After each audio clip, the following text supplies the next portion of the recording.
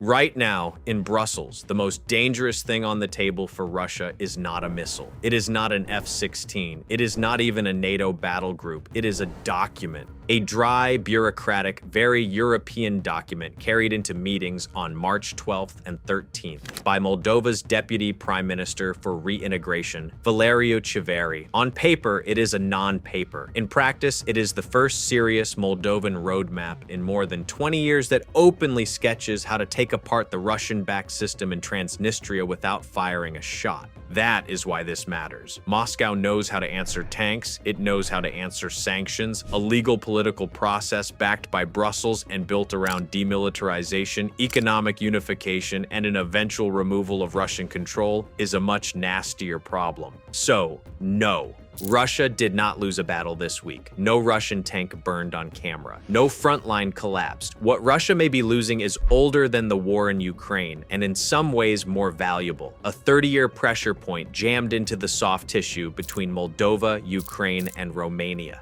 And the country pushing this forward is not the United States. It is Moldova, backed quietly but very materially by Romania. That detail matters. Because Romania is not just standing there with concerned eyebrows and a strongly worded press release. Romania has spent the last several years turning itself into the practical connector that makes Moldova harder to strangle. The Iași-Ungheni-Chișinău gas link gave Moldova a real alternative to Russian gas. Emergency power trade and interconnection with the European grid helped Moldova stop treating every energy shock like an existential event. New cross-border electricity projects and infrastructure planning have kept moving in the same direction. Less dependency, less panic, less room for Moscow to play electrician with somebody else's winter. But to understand why this matters, you have to look at the anchor holding Moldova back: Transnistria. The irony is that Transnistria has been useful to Moscow precisely because it did not need to explode. It just needed to sit there.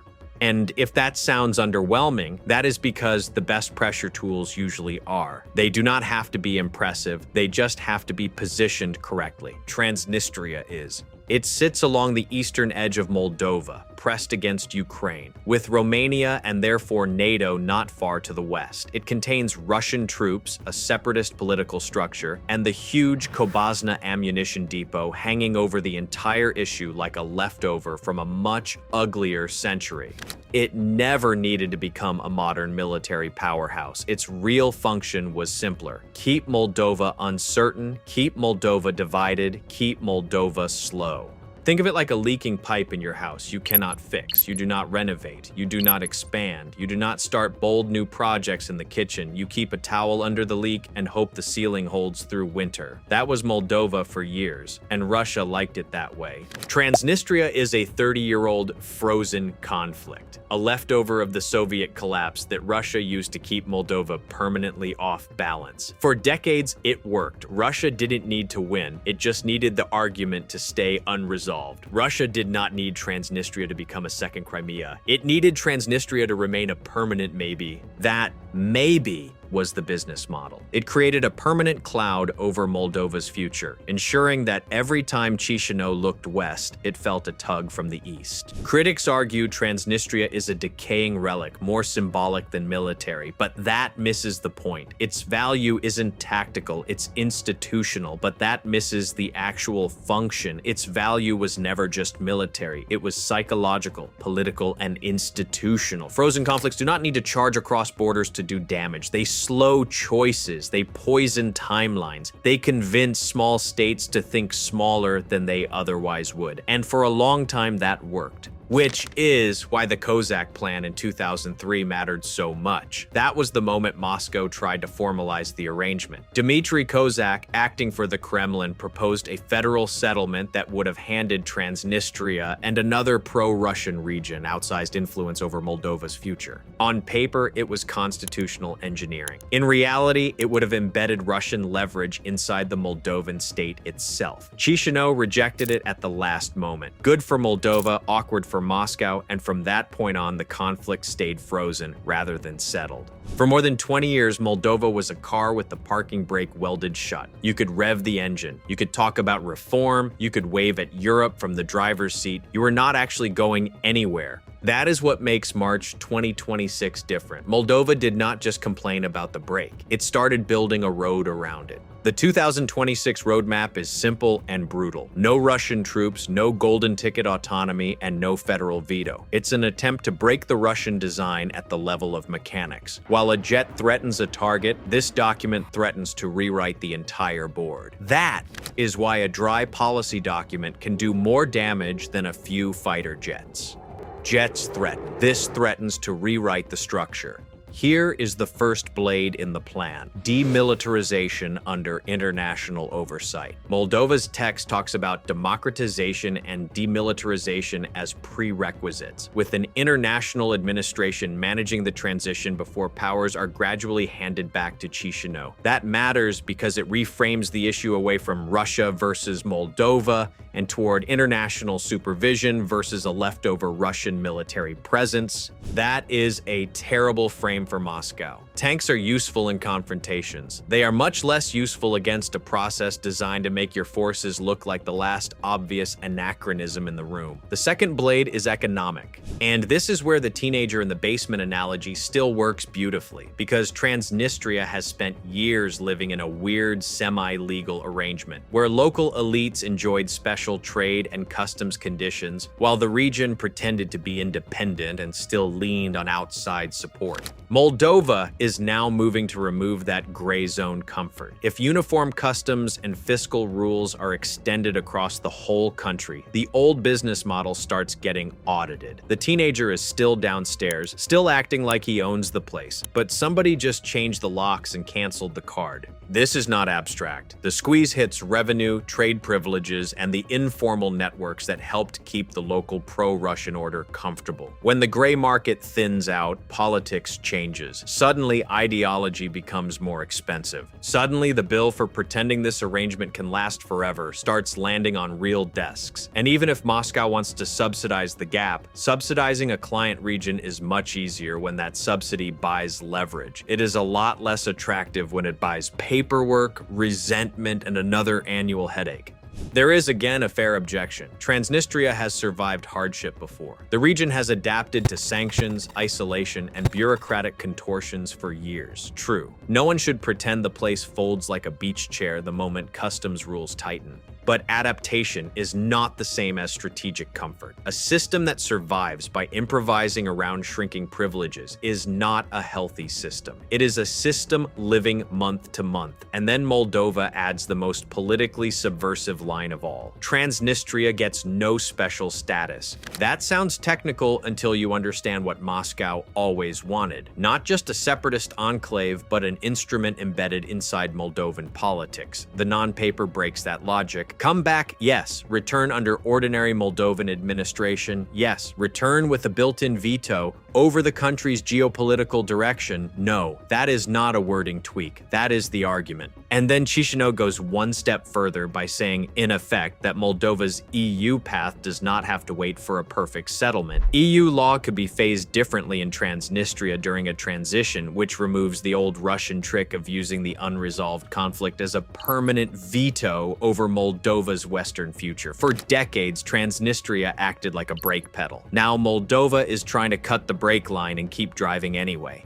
This is where Romania becomes more than a supporting character. Bucharest does not need to storm across the Prut waving flags to matter here. Romania matters because it has helped make Moldova less brittle. The more Moldova is plugged into Romanian gas infrastructure, Romanian connected electricity flows, European markets, and cross-border logistics, the harder it becomes for Moscow to use the old pressure cycle of winter panic, institutional stress, and political hesitation. Romania has, in the least cinematic way possible, made itself useful. And in geopolitics, useful countries are dangerous countries. There is a concrete image here that matters more than 100 speeches. Look at the map around Iași, Ungheni, and Chisinau. Look at the energy links. Look at the bridges and border crossings. Look at the simple fact that when Moldova needed alternatives, those alternatives increasingly ran west through Romania, not east toward Russia. That is what a strategic shift looks like in real life. Not always a missile battery, sometimes a pipeline, sometimes a wire, sometimes a customs queue moving in the wrong direction from Moscow's point of view. And this is the moment where the story starts to turn. Because once this process moves from theory to implementation, Transnistria stops being a frozen asset and starts becoming a management problem for Russia. That does not mean the enclave vanishes next week. It does not mean Moldovan officials stroll into Tiraspol on Monday and start rehanging portraits. What it means is that the logic begins to invert. What used to give Moscow leverage may now begin draining it. That is a more dangerous development than people think, because empires can live with open enemies for a long time. What they struggle with is when one of their old tools quietly stops working.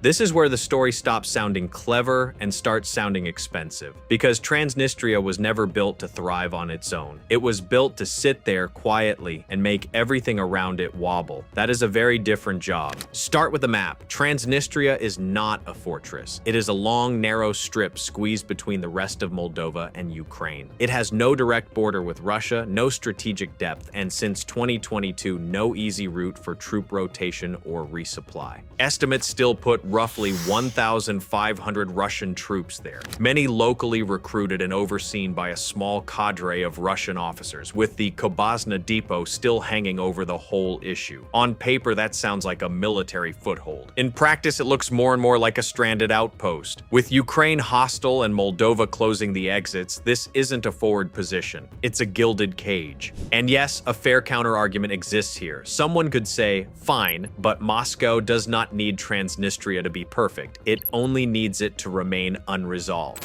That was true for a long time. The problem is that unresolved is no longer the same thing as useful. An unresolved conflict can still be a lever when the state around it is brittle. Once the surrounding state starts stabilizing, integrating, and finding alternative routes for energy and trade, the frozen conflict stops freezing the future. It starts freezing only itself. That is where the teenager in the basement analogy keeps working. For years, the region lived off a weird combination of tolerated privileges, outside support, and political ambiguity. It could use the house, ignore the rules, and still act offended when someone mentioned rent. Now, Chisinau is moving to unify customs, fiscal, and legal rules, while also saying social protections for residents should not fall below pre-settlement levels. That combination is smart politics. It squeezes the elite structure while trying not to panic ordinary people.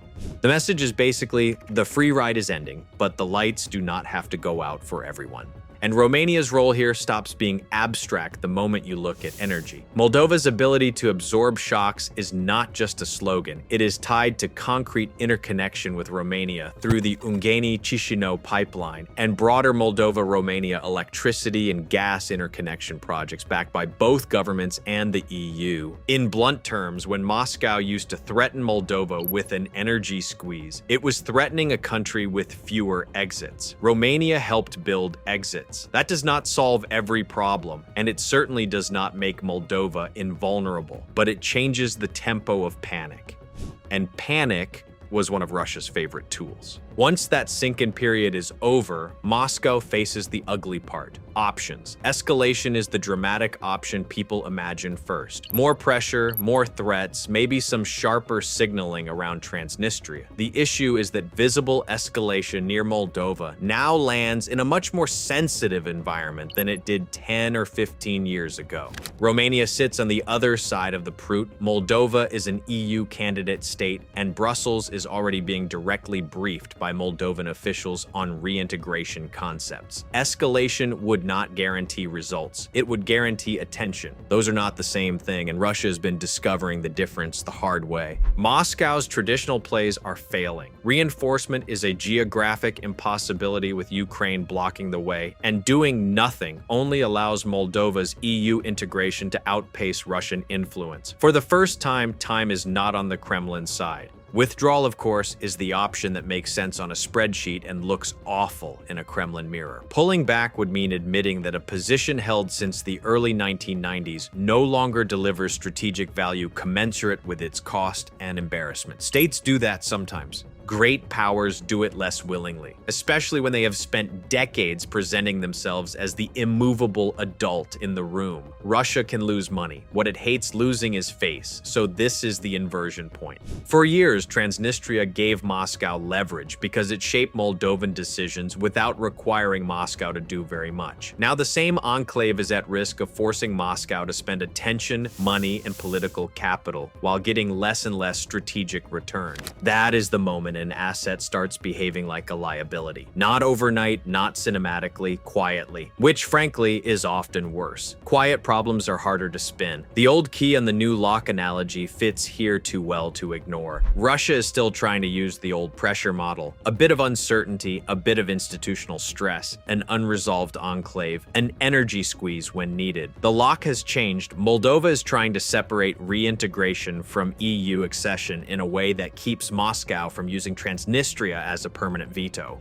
Romania has helped reduce Moldova's exposure to classic energy blackmail. Brussels is being treated not as an afterthought, but as part of the process architecture. You can keep turning the old key if you want, it is not opening the same door anymore. Now what happens next? Over the next 12 to 24 months, there are two realistic scenarios. Scenario 1, Transnistria remains unresolved but becomes a contained anomaly that no longer dictates Moldova's European path. Scenario 2, the spoiler. Moscow attempts to manufacture a crisis to prove the region is still dangerous. But with more European eyes on the border, this play carries a much higher risk of backfiring. Russia is not watching Transnistria disappear. It is watching Transnistria stop working. Subscribe if you want the next breakdown, because the real unanswered question is whether Moscow settles for a slower loss here or tries one last spoiler move before the door shuts.